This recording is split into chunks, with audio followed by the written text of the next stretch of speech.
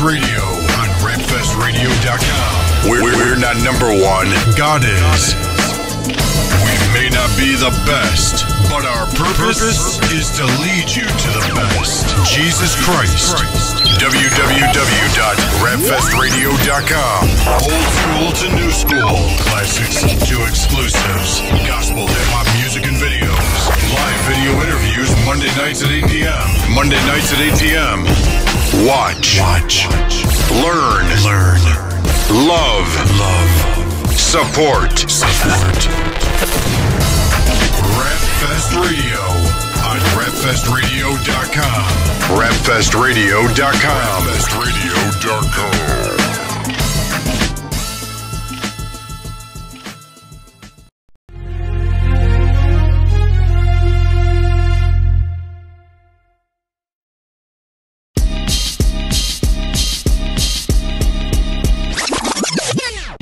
Another one, they ain't get enough. Jumping right in, it's my turn, double dutch. See, the man gave me time, so I'ma go at it. A fiend for this life, recovering addict. Been going for a while, overseas, back again. Life weights on my shoulder, guess I'm maxing. I'm destined to win, I'm running till I finish. No trial on deck, take the stand like a witness. Pushing through the talks of what I can't do. I'm focused on my future, cause I'm about to break through. I live for the man, by any means necessary. Don't want my days cut short.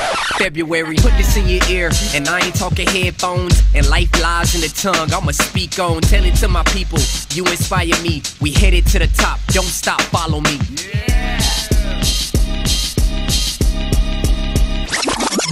Never smoked a blunt and I ain't grow up in the hood. Ain't take a vow to this world, so I'm misunderstood. And that's miss as in single. Pop as in Pringle goes your mind when you realize on the cipher is a female with a positive message telling you that you can make it. You ain't gotta compromise, you stand as opposed naked. And getting high to me is slipping in the pumps. Born on the pew, so the church is where I'm from. And I may be like blind, but I ain't dumb. I got 99 problems, common sense ain't one. Banana flow, and I'm no monkey, but I got bars. You don't need a telescope to see that I'm a star in his eyes. On the move, so call me Comet. Just as long as my God is being honored. So until album 2, grace, peace, and hope. But for now, put your ear to this beat. Stethoscope. Man, y'all sure y'all want a singer on this? You might not be used to me flumming on a beat like this. Yeah, I know it, but I can live inside a box, I'm claustrophobic. God's got a grander plan and I can blow it. Boom. Cause early on, I figured out pop culture wasn't me. Tried to be popular, but what does that really mean? One day is baggy pants, next day is skinny jeans. 1 week is skull and bone, next week is preppy, please. So I'm rocking with the rock of ages, cause I can't live my life on these tabloid pages. Yeah, I understand we all go through stages, but Jesus is the answer for the world today. Plus, homie, I need something consistent. Jesus is my provision. Jesus is my redemption. Jesus is not religion. Jesus Christ is risen. Plus, who you heard of, buried but still living. I'm out. Last up the bat, heavy hitter like Barry Bonds. I walk to my own beat, rum pa pa pum, float the dumb. Call it bimbo. Why y'all set the bar low? We ain't playing limbo. I'm tired of hearing music that's done in mediocrity, so you ain't got no choice but to hit a hip hop in me. So I'm about to go in like it's my curfew. I'ma bring the funk so you can bring the perfume. Dealt a tough hand, so what? I had to tough it out. Excuses were like coupons, had to cut them out. I'm steady grinding, trying to make it to the mountaintop. These cats still thirsty when the fountain stops. But see, I drink from a well that never runs dry, so I can endure the heat when the sun's high. And hell will be our home if we only had one try. So I thank God that the sun died. Check my track record, sins of all kinda. But since I've been saved, he got Alzheimer's. Put my light out, I only spark again. So I'ma leave the beat shaking like Parkinson's. Ha.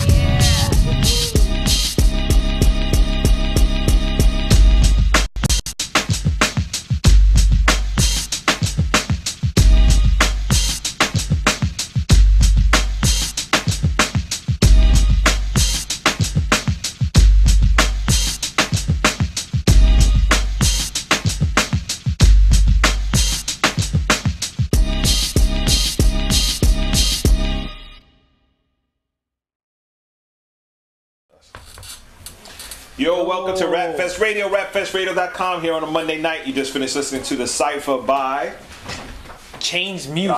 Change Music in the house. A couple different artists there. Shout out to that girl. She rocked it. She rocked it. I think they all did a great job with that. There's a lot of good new music coming out, so we're excited. Yes. What we have for you tonight is something very special. We have Mr. Robin Crespo here from the Cold Purple event. We're going to speak a lot about that. But before we even get into it, we want to show you this video from Mosquito Armor. Year 2 is a promo video for his ministry and company. So check it out, and then we're going to come back and talk more about it.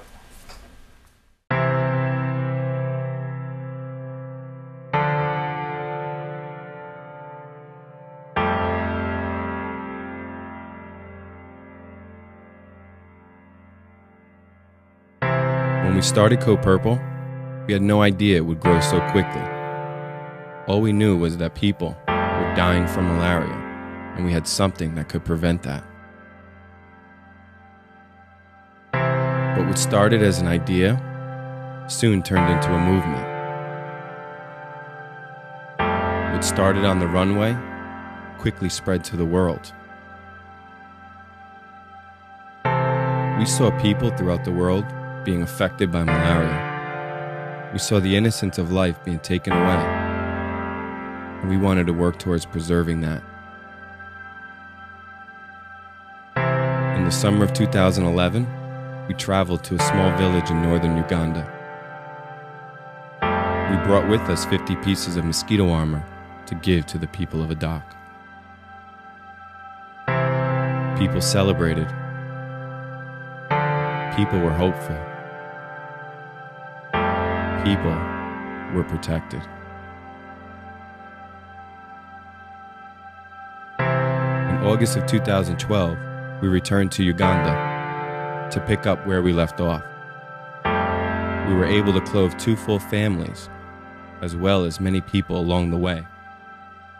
As people received their mosquito armor for the first time, something shifted inside of them. The realization that they were now protected brought hope and joy to their families. We believe that malaria is preventable, and that by stopping the bite of an infected mosquito, we can stop the transmission of this deadly disease. Now for these families, prevention and hope is in their hands. And while we were able to clothe many, it wasn't enough. We were able to protect only a few, but in the world of high fashion, we have the influence and the resources to bring change to the world. As designers, we show on the runways throughout the year, but what if our clothing and designs could actually save a life? Because while it is just clothing on the runway, now it's clothing that is protecting people. It's fashion that is bringing change to the world. We can't do this alone, and we need you to join us and be part of the solution.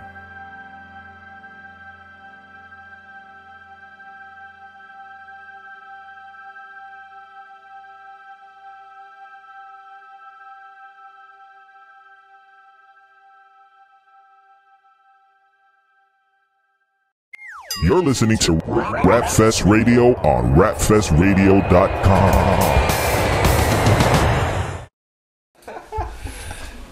Yeah, we are back. Mosquito armor. That's what we're talking about here today. Robin Crespo was with us on the air about a full year ago. Just about. Just about a full year ago. And God has been opening up a lot of doors for him and his ministry, and that's what we're here to, we're talking about. Yeah, we could get that in our hands while we're at it. We'll be showing that in a little bit. It's a gift for you. There you go. There we go. No mosquito. No mosquito. No, we're going to open this up and show it because I think it's really interesting the way you've been doing it. But for the people that haven't met you yet, don't know who you are, what you could introduce yourself and let them know a little bit about your ministry, and then we'll take it from there. Okay. Well, my name is Robin R. Crespo, and about a year ago it came onto the show, and we were talking about really starting this project. And at the time, I'm gonna kind of I'll rewind a little bit. When I started this project, it came after a major car accident. You know, I had a car accident. I had a BMW M3. 3 o'clock in the morning, totaled my BMW. Next day, I woke up. I looked at the car. The car had $12,000 worth of damage, and there wasn't a scratch on me. You know, and I just knew at that moment, I'm like, all right, God, what do you want from me? And it was at that moment that I heard in the deepest part of who I am a loud enough whisper that I actually turned. But I didn't hear it here, but I heard it. I want you to design for me. And I was like, I'm going back to sleep. You know, maybe there's something wrong with me. But slowly after that, I kind of went down into this rabbit hole. And I had already started to develop this fabric here, which stops mosquitoes from biting you, but I had no idea the impact that mosquitoes had on the world and what diseases they transferred. I had zero. I was clueless. I mean, we don't have this problem here, so it's not my problem. Right. So what do I care? It's not freshly in your mind, you know? All the time. Right. Yeah, it's just not. Again, you're outside of the scope of the problem, so you just kind of mind your own business and keep it moving. And so I started to Google as I was doing the research and developing the fabric. And once the fabric was developed, I started to do research on mosquitoes and the diseases they transfer. That's when I found out about, you know, dengue fever, malaria, West Nile, which we have, you know, a little bit, but kind of West Nile, you hear it every summer, but, you know, I don't have it, you have it, cooties, you got it. You know? Like, it's not my problem, again. But the interesting thing was, is as I started to read about malaria and how many children were affected by it, there was a little tugging at my heart. You know, it was like the little crack in the heart, you know, and it started to peel away. And the circumcision of your heart was a transformation I started to go through. And I found myself feeling for people that I never met, feeling for, you know, this compassion for people that were dying from something that I never encountered. Really, I was, you know, Googling it and reading about it. So we sent, you know, 50 of these pieces, which we showed the year 1 video last time I was here. We sent 50 pieces. I got to open that. You open this up. We sent 50 pieces to Uganda, and it was just, you know, see what happens. Yeah, like, okay, you know, and the responses, the responses were overwhelming. That people who received it were so happy. Like they emailed us like, you know, we're so pumped up that you gave this to us, and, you know, this is gonna save our lives. And I'm sorry, it doesn't feel like anything special to the touch. You know, like smell it. Really smell it. It's not a trick, right? Maybe it's me. It doesn't smell like anything either. No, that's what I'm saying. I was like, that's a good one, right? That's a good one. They were like, no, but that's why I said maybe it's me, but I don't smell anything different. On the video, take a picture. Rap video. We smell things. You know, and I get questions all the time. I get questions all the time. Is it the purple? You know? No, it's a technology. It's it is a natural, you know, pesticide that is created through a flower, and we took that and we locked it in with a bonding agent that allows it to adhere to natural fibers. Now, let me, you know, and yes, this is Rap Fest Radio. We speak hip hop. That's right. That's what we're talking about today is mosquito armor, and we'll tie it all in for you guys later so you understand. Is this something specific to mosquitoes? In your research, have you found that it helps with something else as well, or is it? It does. Works for chiggers. Works for ticks that carry Lyme disease. It works for obviously the mosquito. So and also bed lice. You know, bed bugs. You know, so. Oh man. Which is huge because New York's got like I know New York's got a let me shout. I don't want to shout New York out, but that's a major issue. Yeah. No, it is. A lot of cities. How about that? Yeah, a lot. A lot of major cities will benefit from bedding made out of this kind of stuff. Talk about this because you have this cover, pull string. So. Yeah, the well, why don't I get you to put it on? All right. So come on, So model there you it go. right now. There you go. So X marks the spot. So hit him with the purple right now. All right, let's see. So when we initially when I designed this garment, we took Sorry, glasses don't. We took into account the environment. So the sleeves are actually long for a reason. They're this long because this garment at nighttime, if you're a security guard in Africa and you've got to stand security all night, right, and your hands are exposed, mosquitoes bite your hands. So this actually creates like a bed, almost like a bed net, if you will. Mm-hmm. So your hands can be completely covered. So if you fall asleep, you know, your hand doesn't fall out and a mosquito bites you and you contract malaria. The hood was designed to be able to go, it's a sleeping hood. So it goes completely over your face, mm-hmm, and you can actually see through it and breathe through it. You don't close it necessarily? Yeah. It closes too? Or just like yep. So if you were sleeping in the bush, mm-hmm, you can literally be entirely covered. With your arms covered, and then also... This is a picture moment, right? I know, this is a picture. Take the picture now. We're tearing them up. Turn to the side here. Take the picture. And then you have over here, this band here, to make sure mosquitoes don't come underneath. And so, was it, do you make them like longer? Or they're made long. Well, right, because I mean, well, there's different body types in the obviously. world. So if you're cutting for European, you have a different body type. You're cutting for American, you have a different body type. And where we were looking to use this garment was strategically in Africa. So it is cut for the African body type. Okay. Now, let me just clarify something for people that are watching. You're not just making this off of designed after a hoodie. You're actual a designer, yeah, as well, a fashion designer by trade. Absolutely, this is something you studied. So you know, I just wanted to make that clear to people. They don't think, oh, yeah, he made a hoodie out of a different material. No. There's more to it than that. Yep. You're educated. You did more research and all that. Yeah, I went to FIT, educated, and then I'm also was educated in my trade by Bert Stribling, which is one of the greatest clothing makers out there. He does 70% of the Victoria's Secret fashion show. Okay. He does the new Kinky Boots on Broadway. He does Rock of Ages. This is a major. He does the Larev show at Steve Wynn's Hotel. He does the Dancing Waters in Macau, China. This is a major player. And he pretty much, I approached him and said, look, I want you to teach me how to sew. He said, absolutely not. I'm not looking for a new child. Absolutely not. And so I showed up the next day with a bucket at like 6 in the morning with a bunch of cleaning supplies, and I waited till about 10 till he showed up. And he's like, what are you doing at my shop right now? I said, well, someone's got to clean your bathroom. And he was like, I don't need my bathroom clean. Thank you. Go home. And I was like, come on, let me just clean the bathroom. Come on. He's like, you can clean the bathroom and then you can go home. Seriously.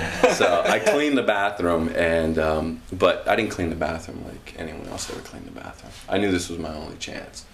So I cleaned the pipes to the sink, underneath the sink. Nice. And I cleaned underneath the toilet. I put my hand inside the toilet, behind the back, all the boards. It took off, the ceiling, everything. I mean, I scrubbed, and if there was tarnish on the metal, I scrubbed it until it popped. I was in there for about 3 hours. And I'm telling you, the bathroom isn't as big as like 2 feet by 2 feet. My leg up in the air. He's like, what is that? They were scared when I came out. Like, dude, it was, how did you in there the whole time with 80s music on, singing, you know? When I came out, and this is like a Mr. Miyagi story, I came out and he said, wow, it's amazing. Come back next week. So I'm like, yeah, on the phone. I'm like, yeah, I'm going to be sewing with the best. I showed up next week. I was all dressed up. You know, like when you go to the barber, you can see your barber, he's all dressed up, you know? We got like his gear on. I showed up with my gear on. I was all like pumped up. He's like, there's brooms, go clean the back. I was like, what? But I didn't let him see that. You know, I kept my head up, my attitude, you know, because right there, if you were like, come on, man, you know, you do that. Right there. Yeah, or you cut your eyes the wrong way, your opportunity's gone. It was all a test. So I went out back, and I'm telling you, I flipped. There were bricks outside to create the patio. I took every brick out, cleaned out the dirt, cleaned out all the little things that were growing up, the weeds. I de-weeded the entire backyard. I cut every tree back. I mean, it was spotless. Again, 4 or 5 hours out there. When I was done, everyone that was in the shop came out, and they were impressed. They were like, wow, this place has never looked like this. This is amazing. So now I got their attention. So he's like, great job, you know, kind of like, ha ha, all right, we just were testing you. Come back next week, we'll teach you how to, yeah. So I was like, all right, I was all excited. Came back the following week. He was like, can you clean the front of the shop? Really? I was like, what? So I was just happy now that I was in the shop. So I figured maybe he's actually talking to you. Yeah, like maybe I'll have to clean the shop for 3 months. So I had accepted, you know, but this time I didn't show up all dressed up. I showed up with some rags, and I cleaned the front. But I literally took a mop and bleach, and I cleaned the sidewalk with bleach. Like that's how I wanted him to know that if you took me on as a student, I would shine. I'd be your best student in the world. So after I cleaned the sidewalk with bleach, and the whole city was looking at me like, what are you doing, dude? I came back the next week, and I was anticipating, you know, cleaning, you know, I mean, I had that, you know, I'm just gonna clean. What next? Yeah, and he sat me down, he said, all right, I'm gonna teach you how to sew today, you know. Wow. And he started with a piece of paper. He drew a circle on a piece of paper, and I'm like, I don't even get fabric. I get paper. Like he was really working me, and I had to learn how to sew in a circle and zigzag on paper. Like I wasn't even good enough to use the scraps in the shop. But after probably about a month of sewing paper, literally, he had left that day to go run some errands, and I mean I was good at this point. I'll sew you a whole envelope. You know? There's no paper at all, right? I sewed all the paper, right? There was a pair of scissors there. I laid them down and I outlined the scissors. And I sewed the pattern of the scissors exactly as the scissors were. And then I took his label and I sewed his label onto the piece of paper. And when he came back and he saw that, he smiled because it was his label on this piece of paper that looked like a pair of scissors, and he stuck that on the wall. And the interesting thing is it's still on the wall today. Oh wow. Right? And that wall is where all of the sketches go for the major shows. So when you go in there and he's working on the Victoria's Secret show, over the Victoria's Secret show is my scissors. Yeah, with that's a little thing. So that's where I really learned, you know, about my trade. You know, school was great. It gave a framework for me, and I needed that, but the hours that I spent underneath his schooling was what really took me to the next level. Yeah. So yeah, fashion is my background. And that's awesome, and it's encouraging for maybe other people that are watching and listening now, because there are people that may do something and they don't realize how they can develop their craft, or if there's even an opportunity for them. We know someone personally that has gone to FIT or wants to work in fashion, and she's trying really hard to get in it, and she's not stopping at trying to get in there. And you know, we observe her at church doing certain things, and they have this whole crochet club, and they do a bunch of stuff, very unique, but she's focused and determined. And I think she was able to intern this past year at one of the fashion shows, right, the big fashion show. You know, so it kind of, you know, reminds me, and this is something, if she's not watching now, I'll make sure she listens, because I think that testimony will encourage her to know that don't give up. You know, your opportunity can come. Yeah, you got to put the work in, though. I think that's the most important thing when it comes to, you know, going into just now where you said, you know, you're realizing going into the ministry part of it. I mean, you know, not to jump too far, but it takes time. Sure. It takes time. Yeah, one of the things that when I'm talking to God and my relationship with God is, you know, I'm not going to be your Ned Flanders. Like, I'm not that dude. You know what I mean? That's not who I am as an individual, and I'm going to miss the mark.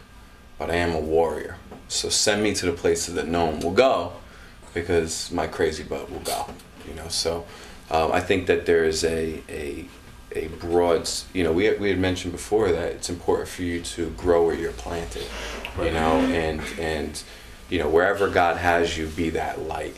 You know, be the you know, so even if you're sweeping the floors or cleaning the bathroom, you know, be the light. You know, go in there, give it 150 million%, because that's what God created you for greatness. So right.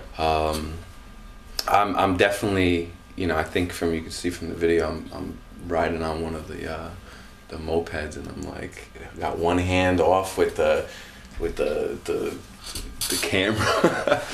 But I mean, that's the kind of stuff that I like. So that's awesome, man. We're gonna continue speaking to Robin in a few minutes. I want to jump into a music video here. Then when we come back, we do have an important Rap Fest 2013 announcement for you guys, and you don't want to miss this. Tell people to log on now. Yep, tell people to log on, because right after this video, we will be making an announcement. I bet people are gonna think it's this, but it's not. Think what you want. Here's a video right now by Rustan called "Dreamin" here at Rap Fest Radio, rapfestradio.com. We'll be right back. Check it out. You've never heard. I like to make sure there's meaning behind every word. I love to dream with you, scream with you, laugh with you, cry with you, ride with you, look alive with you. Who am I? The guy they intimidated by. Never lie but won't admit it. That's TMI. Putting down 20% to avoid PMI. Grown man lines over your head and that's fine. Oh my, let me help you get a bar. Over 25, easy to get her in a car. No extra fees, can you see in the dark? SD on my back, Jesus in my heart. Oh my, come and find what is on my mind. Overtime, wanna be done working overtime. Borderline fortified in these words of mine. I stand by the dotted line, get it notarized. Lights on, wake up. Living, dreaming. Up now. Sleeping, dreaming. What now? We are dreaming. Every day we living our dreams. Wake up. Dreaming, living, dreaming. Up now. Dreaming, sleeping, dreaming. What now? Dreaming, we are dreaming. Every day we living our dreams. Watching Vanilla Sky televised. Lights out, very clear that I'm verified. Vilified, ill-advised of the illest lies. King's dream, carry on, we the realest guys. Ain't your nightmare, cause we right there. Operation Takeover, breaks over, quite clear my idea. Maybe you should take a seat right there and watch a Toy Story. Don't you kill my Buzz Lightyear. Oh my, don't sound like a wordy book. Too smooth for the nerdy look, too cool for the lukewarm, and slam like a group home. Breaking out of the system like we are leaving a group home. We are leaving the troops home as we move on to a new song. On a different mission than you used to. Get a blue clue and a bar of chocolate to balance out the couscous. Ruslan, ease up, hallelujah, knees up, full body, full throttle. Don't you go and freeze up. Wake up. Living, dreaming. Up now. Sleeping, dreaming. What now? We are dreaming. Every day we living our dreams. Wake up. Dreaming, living, dreaming. Up now. Dreaming, sleeping, dreaming. What now? Dreaming, we are dreaming. Every day we living our dreams. These dreams of mine became lucid.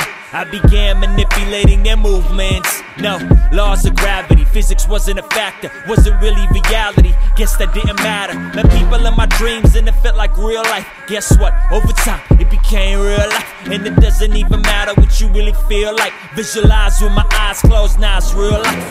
Don't misunderstand, I don't have it figured out. It ain't all about the money and to have a bigger house. It's about doing what you love and loving when you out of your comfort zone. Buffer zone, gotta pump it loud. Product of pure grace, learning to love my neighbor, not a product of my environment or my behavior. Able to do the impossible because of my savior. Courageous what he saved me to and saved me from his major. Wake up. Living, dreaming. Up now. Sleeping, dreaming. What now? We are dreaming. Every day we living our dreams. Wake up. Dreaming, living, dreaming. Up now. Dreaming, sleeping, dreaming. What now? Dreaming, we are dreaming. Every day we living our dreams.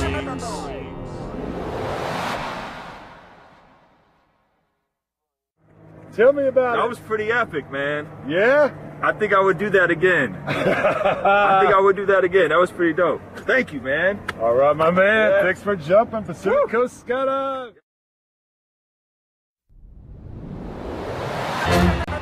You're listening to Rap Fest Radio on rapfestradio.com.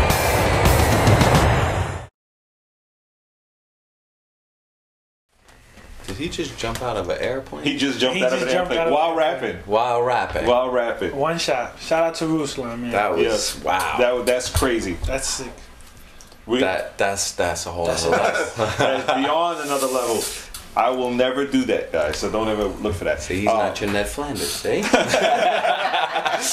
Yo, yeah. Shout out to Ruslan. That was a great video. Amazing. And props to the people that even entertained his idea of doing it. Because I don't know if I would have bowed out. Yeah, I would have like, yo, you're on your own, buddy. I can't say yes to this. I'm sorry. But it worked. It looks great, man. Yep. So, our 13th. Our 20th year, Rap Fest 2013, man. We're really excited. We have a lot of good stuff coming up. Yeah. And you weren't here from the beginning, though, right? From the very beginning. No, come on. From the very beginning. Really? What were you, like 10 when you started? Thank you. I like that. Give the man some more coffee.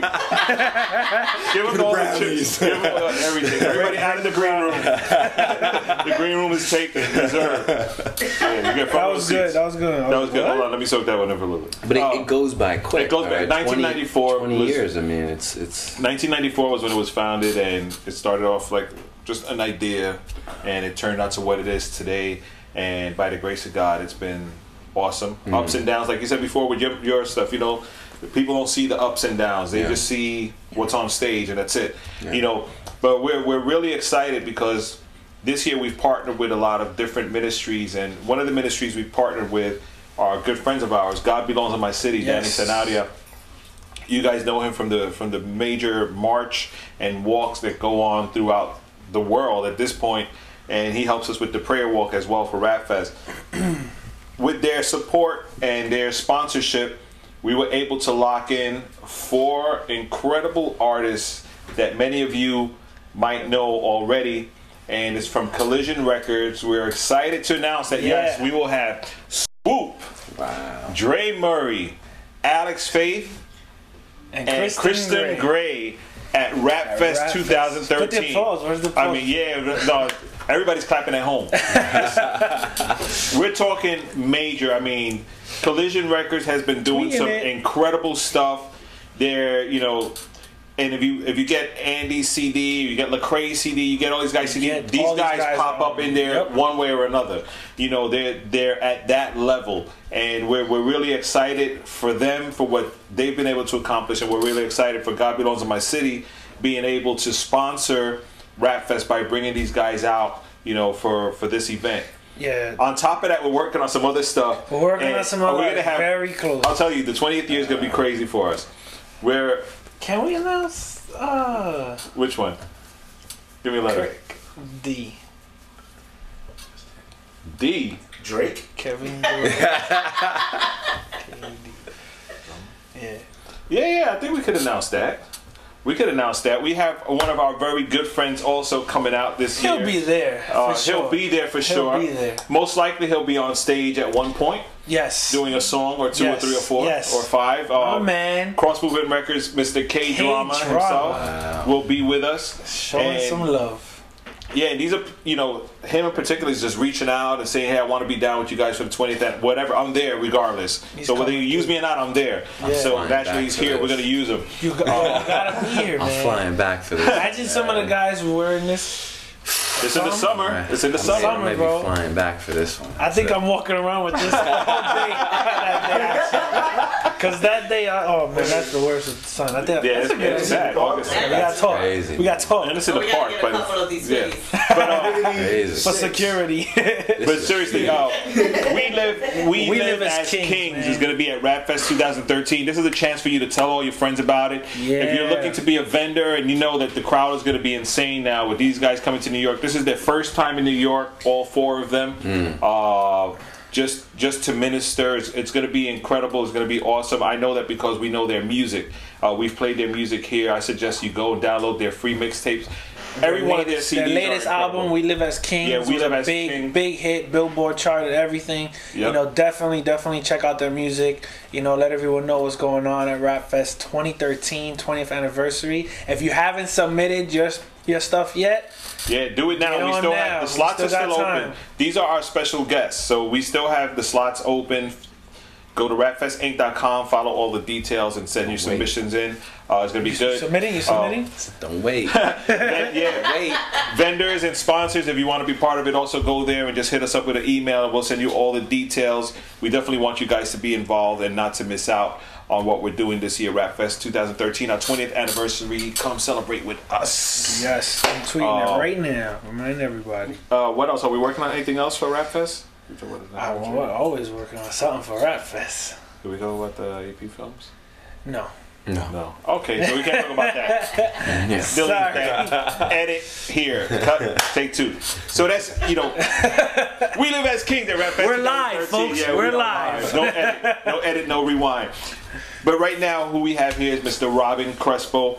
And you actually got to come out to Rap Fest 2010, but we did it in the park, and Andy Mineo was a guest there. So tell us a quick, a story on Andy. Yeah, your whole experience, because that is crazy. I'm sure people are out there saying, why they talk about malaria and bugs and stuff? And I want to show the connection, because we actually don't just know him just for this now. We knew him before that. Yeah, right. That was crazy. That event was right after my my car accident. Right. We had we were doing some T-shirts, Christian T-shirts, and ING Activewear T-shirts, and I had actually pulled out the back seat of my the van that we were using, and we put it underneath the tent, and everybody from Richie Righteous to Andy Mineo all came through, sat on this van couch, and took pictures. That was the spot. That was the spot. Yeah, everybody was there were a lot proud. of pictures out of that, which is great. It was a great event. But you had a good experience there too. Your friends that came out with you as well. Got saved. Greco got saved. He came out and he was just blown away.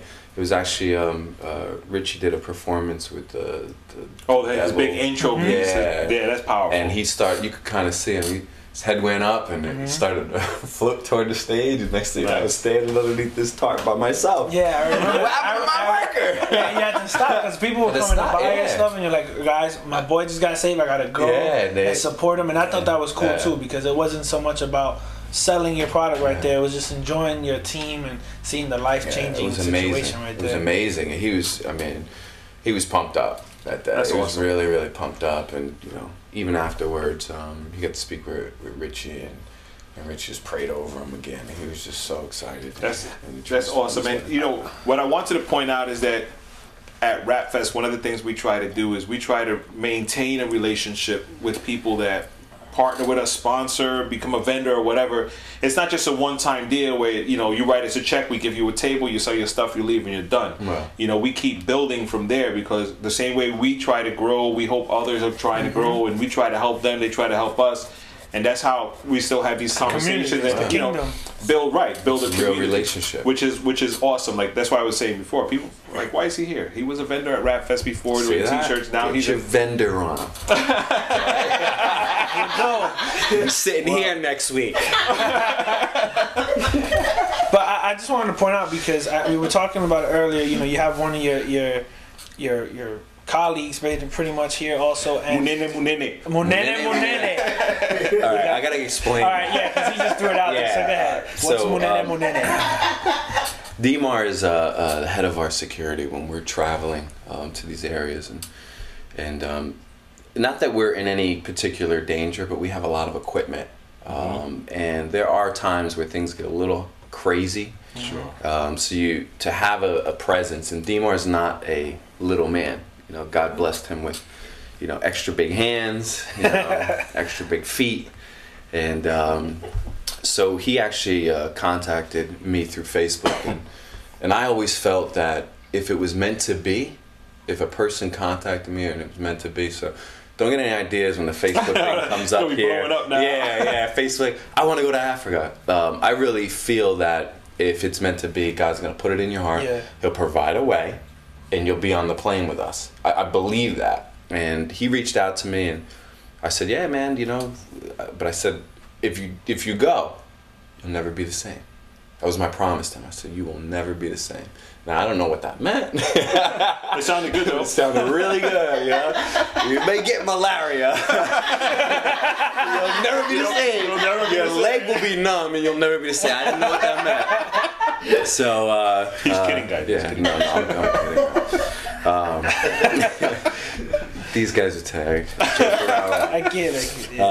But he came, and he wasn't, he didn't have the Lord in his life, He had a background of faith, and you could see the identifying factors that God was always shepherding, him in his life and allowing him to experience certain things.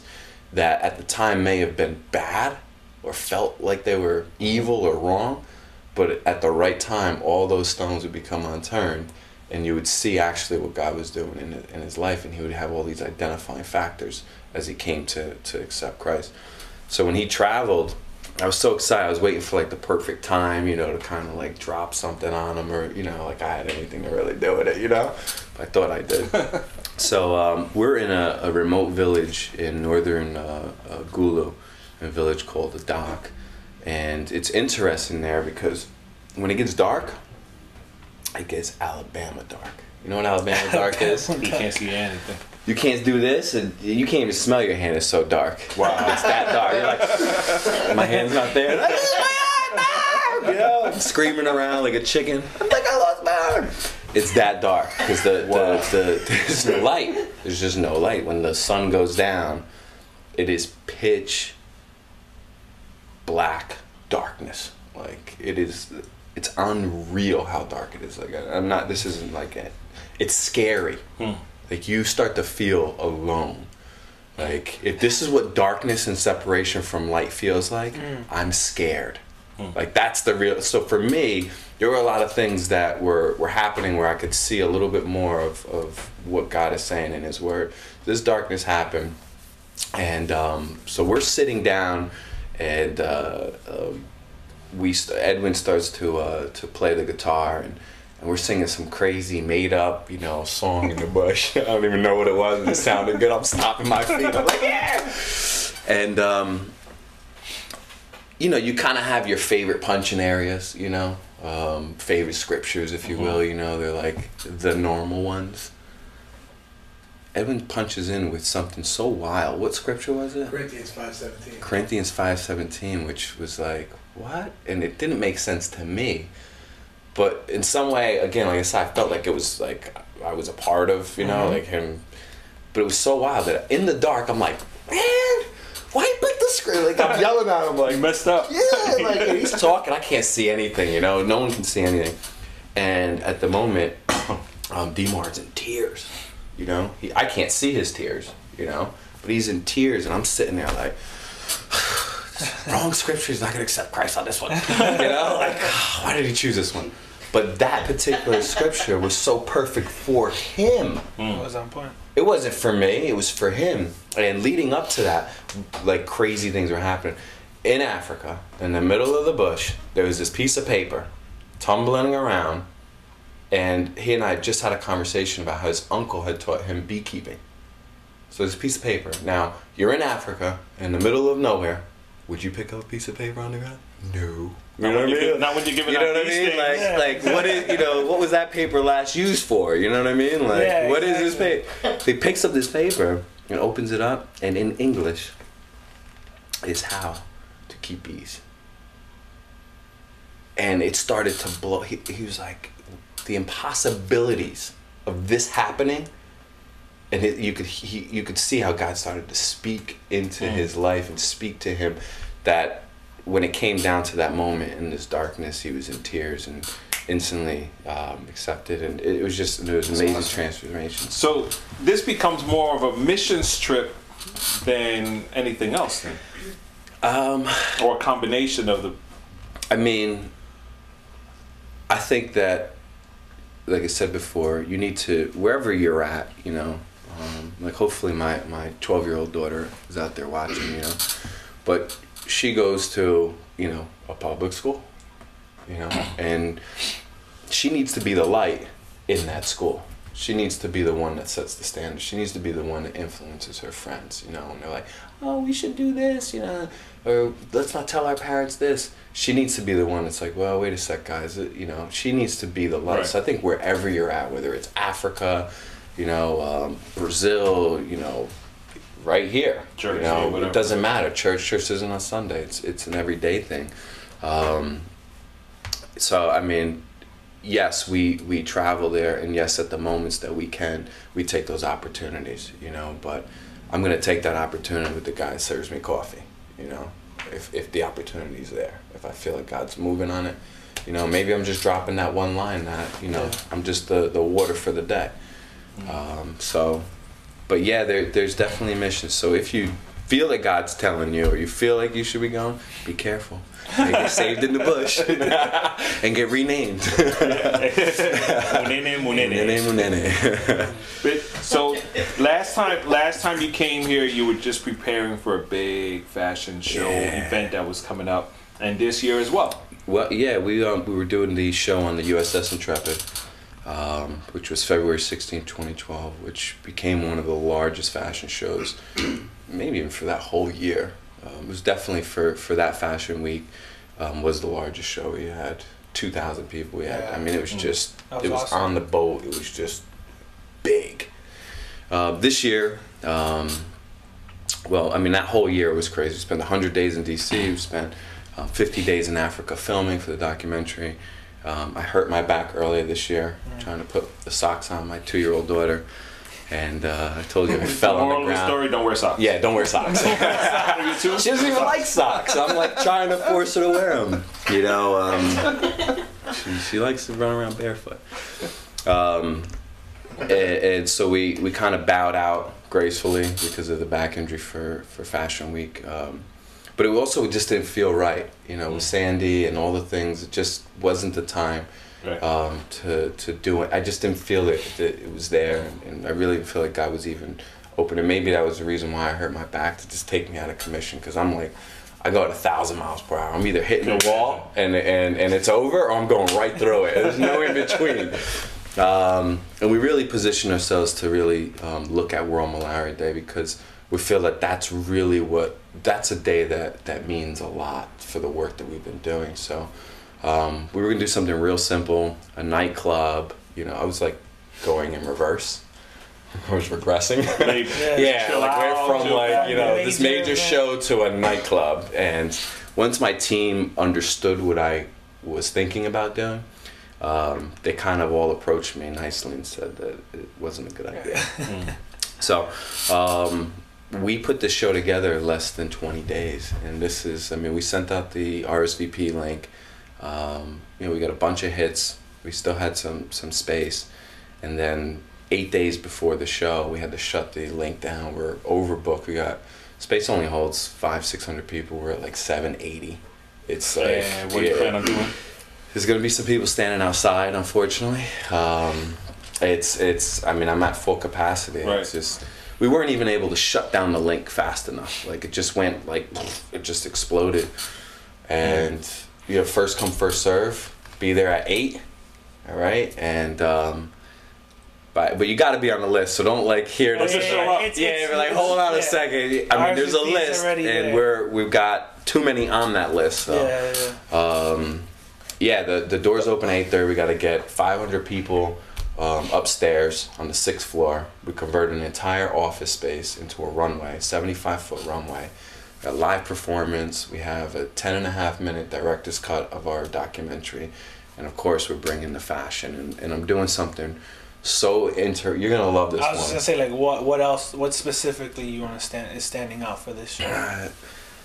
This show's groundbreaking, because I don't know of a designer out there.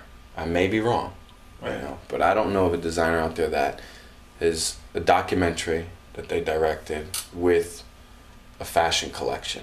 Like, I don't know that there's a fashion designer that's operating those two mediums of art, and I think that's groundbreaking in itself. So to be able to put those two things, which both correlate between each other, it's not like it's a MTV reality show, you know what I mean? I'm showing you a promo clip, you know what I mean? Stuff. This is us doing what this represents in the field, and then allowing that to then segue into what this can be in a fantasy world of mine. So the one thing I'm gonna say about this collection is it's called Mosquito Armor Raw, and it's not purple. That's the one thing I'm gonna say. It's not. So what I want people to walk away with is, first, it's all the fabric. It's the same exact fabric that you're wearing, and I spun it into dresses, and I made some crazy stuff. And it's all fantasy, and maybe I'll throw it out. Should I throw it out? Good. Should I throw it out? Go, yeah. It's an all-white collection, which is the hardest collection to do because it's all white. Yeah.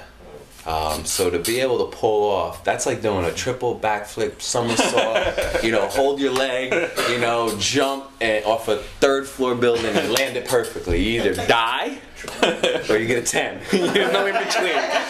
So the career for me may be over on Thursday, all right? So I may not be back on Rap Fest ever again. Maybe as a rapper or something. Yeah, I may be coming back rapping from the sky.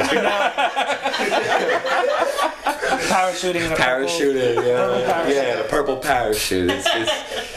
So, and as far as like, I know, because there's a lot of times when we do see, you know, you're posting up model casting and stuff like that. So just talk about maybe how that, you know, whoever may watch this that's involved in fashion could. Yeah, I mean, what do you do on these other times throughout the year? What are you doing with well, it's, I mean, over the last year, this last year has been intense. I mean, as soon as the show was over, we spent 100 days in Washington, D.C. And I met with over 30 ambassadors. So these are ambassadors that are in countries that malaria is endemic. So you know, from Côte d'Ivoire to Brazil to Chile to South Africa, Uganda, Kenya, Bolivia. I sat with these ambassadors, talked to them about the product, shared the fashion show with them, and shared my heart on how I believe that this can be a game changer. After those 100 days, we then we had a Co-Purple party, I believe, right? We had the Co-Purple party, which was really a thank you for everyone that, you know, has been supporting us, and kind of that break in between the show. And then we left for Africa for the first portion of filming and documenting and giving more. We came back and we rested a little bit, maybe a month or two, and we jumped back on a plane and filmed more and gave more. And then the holidays, you know, Thanksgiving, Christmas, back injury, here we are today. So. Do you have a number for how many of these you've been able to give out within this last year? You know? You know, it's funny. I'm sure your team knows it. But yeah, they do, but I'm not the best person at that because I'm like the one that, you know, at the last minute I go and I grab like 36 more and I stuff them in. They don't even know. There's more that have been given. Like, how do we tell them we're short 36? Yeah, exactly. that problem's happening, you know. And I mean, I'll send up like DMAR from this point till when we leave. I want you to keep your eyes open for any, like, you know, suitcases in the garbage, because we'll just pack them in.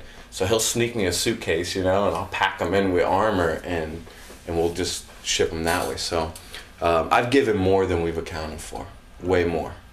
So there's definitely a disparity between our inventory, what I gave, and they're like, where's it? So now, I know you have investors and stuff, but how are you able to manage production and distribution when you're giving away so many of these? You know, for the last year, it's really been about allowing the product to just go.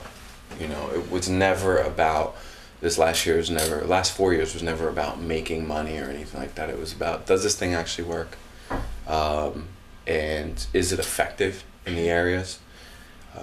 Is it socially acceptable, you know, or is it not? So there's a lot of things that we had to determine, and, you know, we gave in order to see if, you know, these things, you know, if it was accepted and if it did work. But we're, in all of our research, one of the things that I realize is that if we just continue to give, we're not sustainable. That's number one. There's no way that we could sustain ourselves because I'll be on the street begging for, absolutely, you know, so there's no way to sustain that. That's number one. And number two, there's no equity in the product for the person receiving it.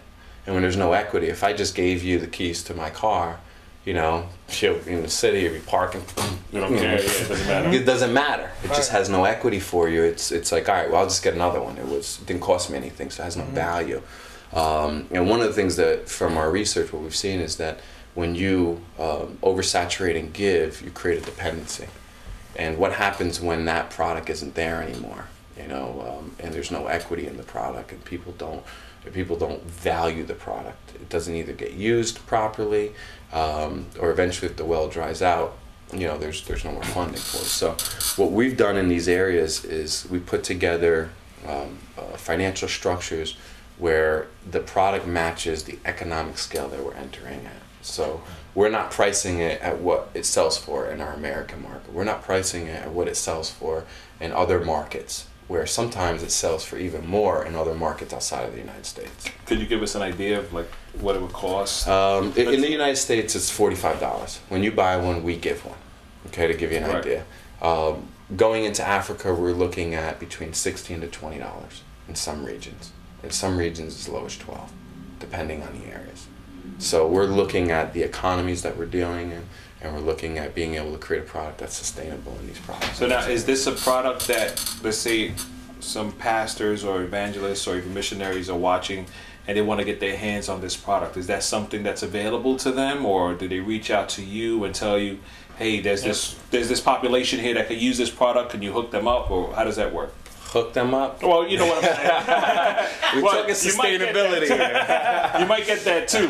Yeah, no, you know, we've had a lot of missionaries purchase the product over the year and use the product and come back with great testimony. We have college students that have done semesters at sea and use the product. We have college students that have traveled to Africa to do biofuel, you know, technology, building things, and they've used the product. So the product works great in the field and works great for missionaries. And one of the largest like singers in South Africa, I just got a picture from them. They're wearing, I don't know how they got the hood, they're wearing the hoodie on safari. Oh, wow. Yeah, and they're like, thank you so much, this is amazing, we need to talk. So that's awesome. Where the product's going and the lives that it's touching, you know. But so if you want to get the product, Facebook's the easiest way. I have two questions. Yes. One is, bush life is not easy life. It's real. It's real. Real. Are the hoodies made that they're durable for bush life? I mean, how long to, like, let's say a person gets one, how long does it last? How long does it last? Yeah. Well, I mean, we were in the bush each time that we were filming. Each time we lived, you know, the bush life, if you will. And I have pants on, hoodie, and I have no tears or anything like that. It's very durable. Even though it's thin, it's a very durable fabric. We didn't say that there was pants before, but it's all this pants too, right? Yeah. And when you go back to a certain village, like, do you see people that you've given them to? Yeah, actually in the video, the gentleman that's actually giving to his family, him and his wife are wearing hoodies that we gave them the year before. So, and we actually took them from him. I said, got to give these back to us. We gave them new ones, of course, but we wanted to test them. We wanted to see what the durability was in the field and things like that. So they're very durable. And I don't think they wash them all year, though. I really don't, because they know the value of it. Even though we're like, all right, wash this, you know, once a week.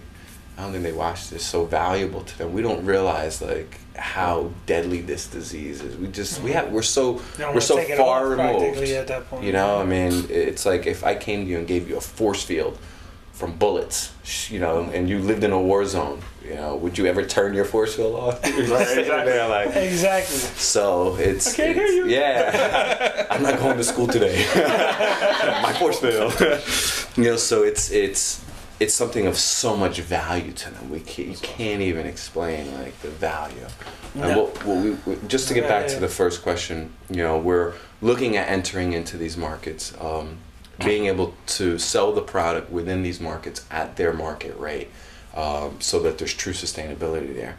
Through our giving efforts in America, through our sales in America, through our shows, we're able to constantly give. I mean, we're going to always give no matter what.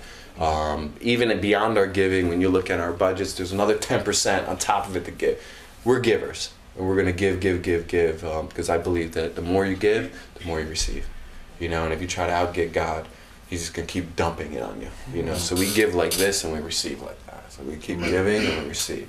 But there's a lot of wisdom in creating something that's sustainable. There's a lot of wisdom in marketing the product to the people who can afford it and create that value. So you'll see the versatility behind this product at the show on Thursday. You'll see how versatile this thing is, how far we can go with it, and what we're doing.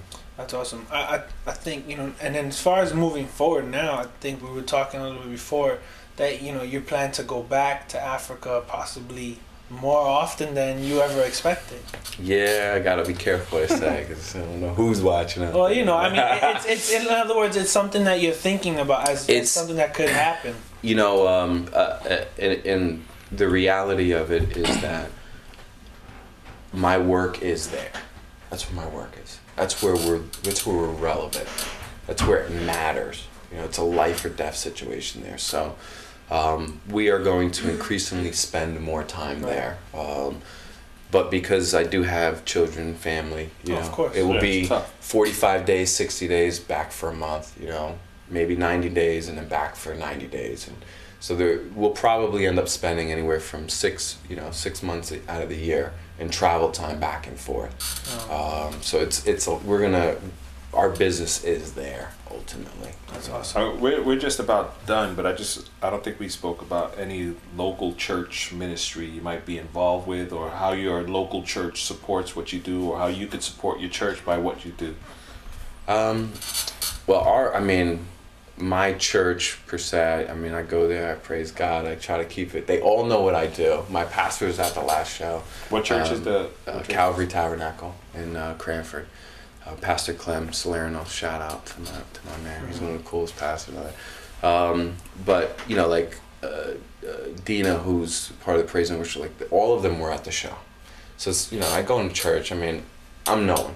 You know what I mean? I don't go there with like, you know, like, hey, I'm not like jumping down the aisle and I'm like, you know, mosquito armor, big, you know, it's, you know, it's not the purpose for me when I go to church. There's no, so I don't even go there. You know what I mean? Like, I support the missions that take place in my church. I'm not trying to hit my pastor up to become the next missionary line. You know what I mean? Right. That's not where I feel like God's moving me, you know? But that's my home church, and, you know, it's pretty much it, man. Well, that's awesome, man. You got the support of your church anyway. Absolutely. You know, absolutely. That's the key. It's not like you're just running out there on your own, just trying to make this all up. No, but it's a real business if you really think about it. I'm a fashion, you know, designer, you know, who happens to be Christian. It's like, you know, I'm a Indy 1 car driver and I accepted Christ last week. You know, I'm a security guard and I accepted Christ. Like, you know, I'm not like a Christian fashion designer. I'm a fashion designer, you know, who has always believed in God and has always walked with Him since I was a little boy. You know, and I'm in a very swanky industry, which is, you know, that's where you gotta be. Yeah, it's just it's crazy. It's a lot of wildness, but and I think just part of who I am is giving. You know, that's something that's inside of my heart. And if there's an opportunity to do ministry, I'm gonna do it. Awesome. You know, this event's gonna be, my father's gonna actually come up and bless the event. You know, which is a big deal. My father's a praise and worship minister, so I try to bring in, you know, without beating people over the head. Oh, sure. But, you know, look, I respect you, you respect me. This is my show, and we're gonna bless it this way. And you know, see you later. Enjoy the show. Enjoy the show. You know, so it's with Munene. Yeah, with Munene. Yeah, exactly. You want to stay silent? Boop, homie, don't play that. Well, hey, man, you know, we just pray that God will continue blessing you guys and, you know, continue opening doors, and we'll fight for that later. You know, you should wait on Sunday to church. I should. People are like, yo, what's that? Nah, I'm good. No, but it's good, man. We're always open to different things that the Christians are doing, because I think it's important that we see that, you know, a lot of people look at the church as just the four walls. This is what goes on in there. This is what Christians do. That's it. Yeah. They don't see everything else that goes on behind it, and the businesses and opportunities out there in what I guess people will call the real world. Well, look at Chick-fil-A. They're not open on Sunday. Period. Millions and millions and millions of dollars are lost through the Chick-fil-A. They're not open on Sunday. Right. So it's a business. They sell chicken. That's what they do. You know what I mean? Christian chicken. Yeah, Christian chicken. You know, it's. I mean, you know, there are Christians out there that are in all parts of. I mean, you would be surprised in how many people in all different parts of the media world. Yeah, no, absolutely. You know, absolutely. I think when you try to like cord yourself off and you're like, you know, It's only these. I Right. think that's the wrong way to do it, or only being Christian on Sunday. You know what I mean? Show up and you're like, yeah, and then Monday you're like, yeah. There's a problem there. Yeah. It's like you said, we're the representative of Christ. Yes. So wherever we go, that's what he is. Absolutely. Because that's what we present. And it just brings to mind, last time you came, you showed me a picture. Uh-oh. And was I skinnier then? Yeah. Okay. I got a little bigger. I don't know how. Did I win? In the picture, you had mentioned to me that you guys had prayed before the show started. And you had said you wanted him to be the one to open the show. Yes. And you had taken a picture, and in the picture, there's this image of like a white. I pray for the Holy Ghost to take the stage. That's a real bold prayer, And the first picture I take, and I mean, you can see everything is so clear. This is like a perfect picture. And at the end of the stage is a body of light, a person, but all it is light. And in between their arm, you can see the cameraman right there. So there's no distortion. It is 100%. It's so light, it actually looks like bronze or gold. Like, that's how much light is coming out. It actually looks like it's metal. Yeah. And I was just like, now most people are like, oh man, your camera, would you bump it and get the flash in your own eye and it sparkles off? And, no, I had just prayed and you can call it what you want. The Holy Ghost showed up and moved on that, So I mean, I was in Africa. We were 100,000 shillings short. We weren't gonna make it out. Budget was so tight. It was not good. We prayed, and I said, recount the money. Recounting the money, it was 100,000 shillings. Crazy stuff I said. I don't tell these stories because then I even look crazier than the dude that created fabric that stops mosquitoes. I look even crazier, but it has been some amazing things that we've seen. And that's the kind of faith we have to have. We have to have that kind of crazy faith. Real. I mean, we serve a real God, and many times we don't. How real is he? We don't act on like he's real. He's real for certain things. But that's awesome, man. We could talk about this all night because there's so much. I'm sure there's a lot more going on in your heart. I can tell you some crazy stories. I'm sure. Crazy stories about a crazy God. Now, are you going to this fashion show? Oh wow! Did you see that? So hey, did you hear that we have Collision Records confirmed for Rap Fest 2013? Last time he was here, we had a fight about. We could change the music. And I'm asking because if you're going, then you could come back with a report on how it was. Oh yeah. You could go as a reporter too. You know that, right? Go ahead. I'm just not even saying. Nothing to do with me. Why am I in this conversation? I just make the clothes. I don't know anything. Was that question not supposed to be asked? All right, I got you. Well, we'll see. If somebody from our team ends up going to the fashion show, we'll let you know how it was. If not, we'll make sure we get maybe on a phone call or something with Robin to get some details or information about we'll definitely check the Twitter. And don't forget, definitely check the Twitter, check the Facebook, check Instagram. You have Instagram or Co-Purple? No? ING Active, where Instagram is pretty sick. It's all the documented pictures from Africa. All right, so we'll share that information because I don't think I put the Instagram picture post up. It's at ING Active Wear. So make sure you can check that out, and hopefully throughout the show somebody's posting some pictures and let us know what's going on out there. I want to thank you guys for watching tonight. I want to thank Robin for coming out and sharing his vision and the growth in the ministry and in the business, from the last time that he was here. And again, don't forget, we live as kings at Rap Fest 2013 20th anniversary, August 10th in the Boogie Down Bronx. If you haven't done so already, get your submissions in. Go to rapfestinc.com. That's Swoop, Dre Murray, Christian Gray, and Alex Faith, all here in the Boogie Down Bronx. It's crazy, bro. It's gonna be dope. And don't forget, when you purchase one, we give one. They give one. So definitely bless some people that would desperately, literally desperately need this. Absolutely. That's awesome. We want to thank you guys one more time for tuning into Rap Fest Radio, rapfestradio.com. We're going to leave you with this video called Dear Hip Hop by my man Bizzle. Peace. Hey, that was good, right on time. Peace. Anytime, yes.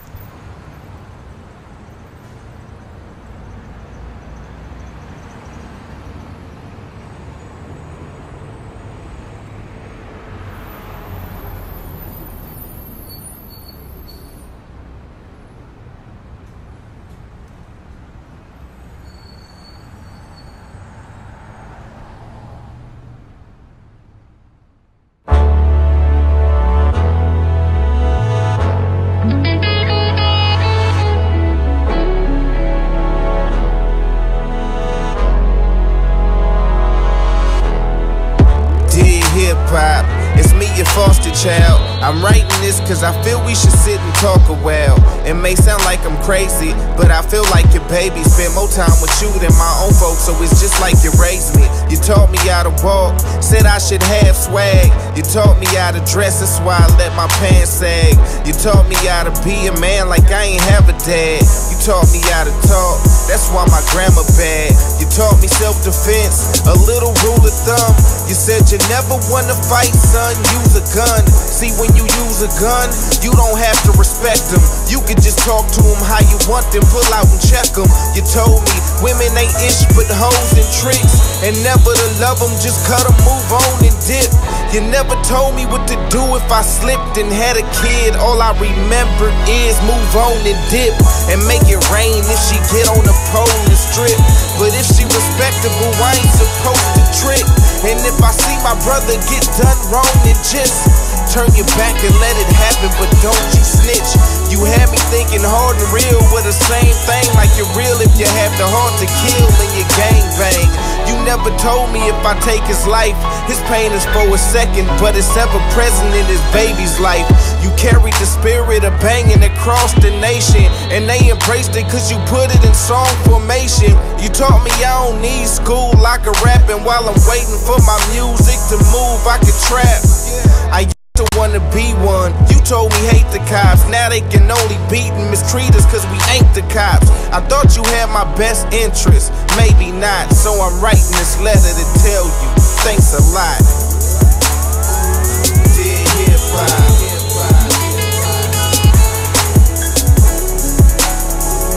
Dear hip-hop.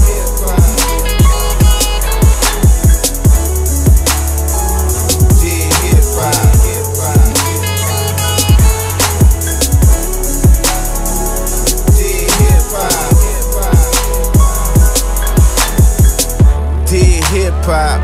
I met my real father. He said he loved me and he missed me and I'm not forgotten. He left me tons of messages, but I must not have got them. I guess you must have lost them, but anyway I found them when I was just a youngin'. You told me daddy left. I ran a check, it says he's always been at that address. He said it's me who left him, he just respected my choice. You showed me candy and toys and I was just a boy. He told me wait for sex, but we ain't wanna wait. Now it's abortion and broken homes plus a bunch of A's. He told me to love my woman, protect and provide. You told me if I love her, do it for only a night.